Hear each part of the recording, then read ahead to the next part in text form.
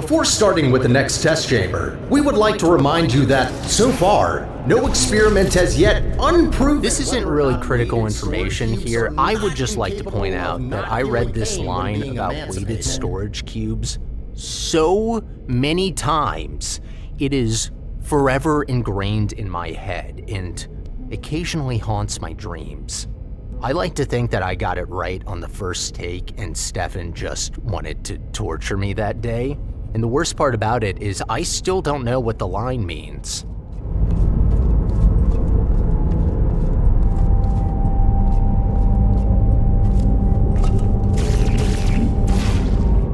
The Source engine loads all level data into memory at once and requires loading screens to transition to the next level. So a question you will eventually have to answer is when to place a loading screen. Portal 2 maps are typically very short, often featuring only one test chamber per map. This is no problem for large chambers that take time to solve, but Portal 2 is sometimes criticized for having very frequent loading screens. If you increase the size of each map, you end up with less loading screens, but each one will take longer and the game will use up more memory. Rather than splitting maps according to file size or entity count, we use them as pace breaks. This map includes 4 small test chambers that all build on each other. Bundling them together also allows us to connect the chambers in more interesting ways. Here they all share the same space and can be visited through the observation rooms at the end. Loading screens are often hated, but we found they work well as natural points for players to take a break or stop playing.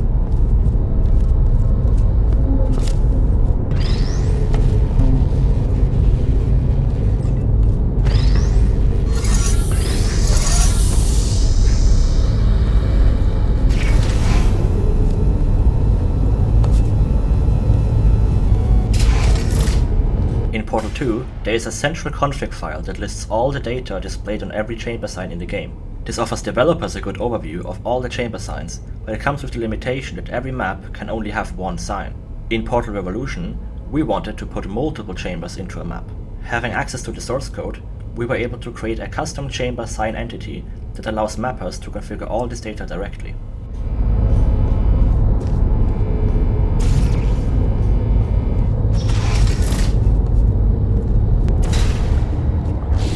We just got teleported from an unlit version of this room to a lit one. Source doesn't like dynamic lights very much, and it's often easy to just clone the entire space.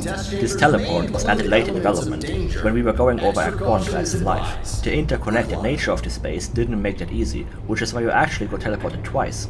The copy in the interconnected space is always the lit version, with the unlit version off to the side. Inside the door is a world portal that gets you to the unlit copy before teleporting you back to where you should have been just a few seconds later. Portal's engine makes it really fun to think with portals to solve design problems.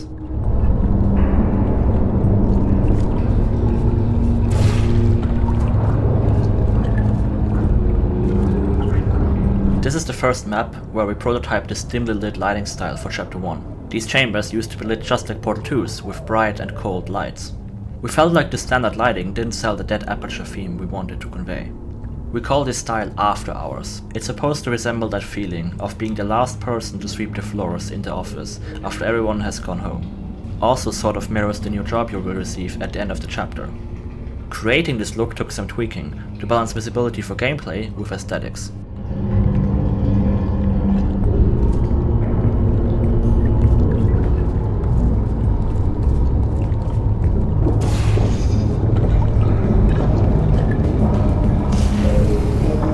I made all the cube music with the expectation that it would only play as they were soaring through the air, but in-game that's not the case.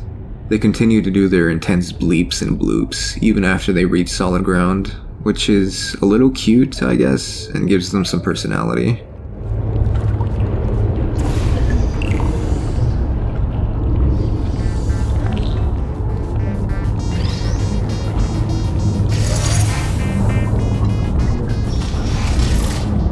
For After Hours, almost all of the observation rooms are dark, which gives a lonely and eerie feeling. Problem is that they're primary light source in puzzles, so we need to find alternatives. Light strips work well, but we try to add some variation for interest. We like to use electrical equipment in the behind the scenes areas as light sources. They can also be used to add a nice splash of color, which the normal test chamber lights aren't suitable for.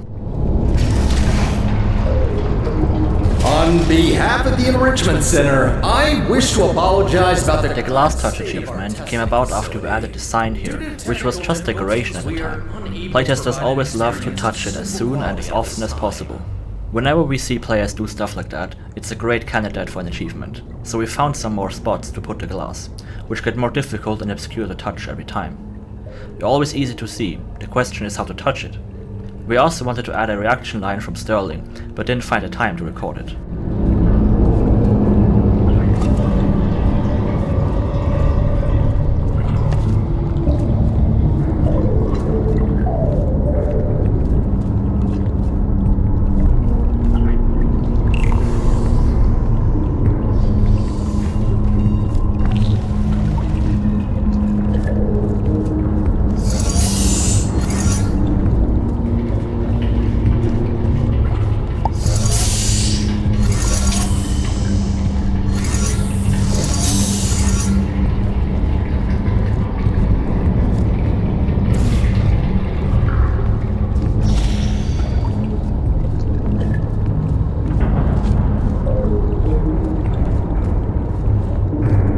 Source uses cube maps to simulate reflections, but they always had one massive flaw. They appeared to move with the player's camera. Strata added support for parallax correction on cube maps, which allows mappers to define a boxy shape for a cube map to stick to. When configured properly, their reflections can look pretty realistic, as can be seen on these light strips. As you move around, their reflection continues to look accurate. We updated a lot of Portal 2 materials to make use of proper cube maps, since many seem to always reflect a solid white texture, presumably to conserve VRAM. Getting this to look right in all lighting environments proved difficult and didn't turn out exactly how we hoped, but here it looks pretty good.